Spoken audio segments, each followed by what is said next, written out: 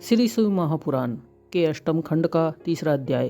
ब्रह्मा जी बोले, हे पुत्र, मैंने नीलकंठ शिवलिंग का जहाँ वर्णन किया है उसके दक्षिण की ओर अत्रीश्वर नामक शिवजी का लिंग विराजमान है। वह लिंग मधुवन में स्थित है।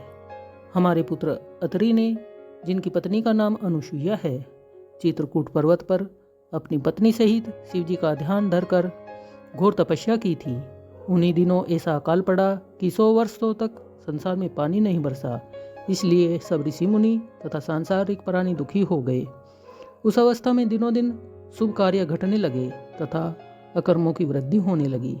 संसार की ऐसी दशा देखकर अनुसुईया ने अत्रि से यह कहा, हे पति, आप कोई ऐसा उपाय कीजिए जिससे जल की वर्षा हो और संसार को आनंद प्राप्त हो।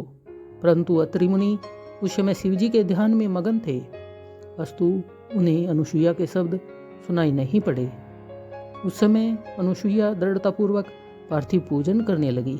हे नारद, अनुसुईया के तप से प्रसन्न होकर शिवजी उनके सम्मुख प्रकट हुए। उस समय शिवजी का दर्शन प्राप्त करने के हेतु सभी देवता तथा ऋषि मुनि उस स्थान पर आ पहुँचे।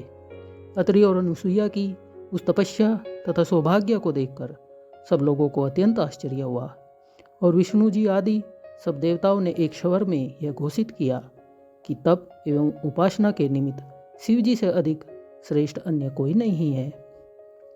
वेद ने भी यही बात स्वीकार की। तत्पश्चात सब देवता आदि तो अपने अपने स्थान को चले गए, परंतु शिवजी वहीं स्थित रहे। शिवजी के कारण गंगा जी भी वहीं रह गई। इस प्रकार अत्रि मुनि को तपस्या करते हुए 54 वर्ष का समय व्यतीत हो गया। एक दिन अत्रि मुनि ने अपने ध्यान को छोड़कर अनुसुईया से जल मांगा। तब अनुसुईया कमंडल हाथ में लेकर जल प्राप्त करने के लिए वन में इधर उधर भ्रमण करने लगी। उस समय अनुसुईया को चिंतित देखकर गंगा ने उनके समीप पहुंचकर यह कहा, हे अनुसुईया, भला यह तो बताओ तुम कहाँ जा रही हो। हे नारद, गंगा के मुख से ऐसे वचन सुनकर अनुसुईया ने प्रसन्न होकर पूछा, हे ब्रह्मांड, तुम कौन हो और किस लिए खड़ी हो। हे बहन, तुम कौन हो और किस लिए खड़ी हो। तुम्हें देखने से मेरे हृदय में अत्यंत प्रीति उत्पन्न हुई है, इसलिए तुम मुझे अपना सब वृत्तांत बताओ। उस समय गंगा ने उत्तर दिया, हे अनुसुईया, मेरा नाम गंगा है, मैं तुम्हारे अधीन हूँ। अब तुम्हें जो चाहिए वह वर मुझसे मांग लो। यह सुनकर अनुसुईया ने कहा, हे गंगे, यदि ऐसी बात है तो तुम यहीं रहो और मुझे अपने पति के लिए जन प्रदान करो। हे नारद, यह सुनकर गंगा वहीं स्थित हो गई। तदुपरांत उन्होंने अनुसुईया के कमंडलों को जल से भर दिया।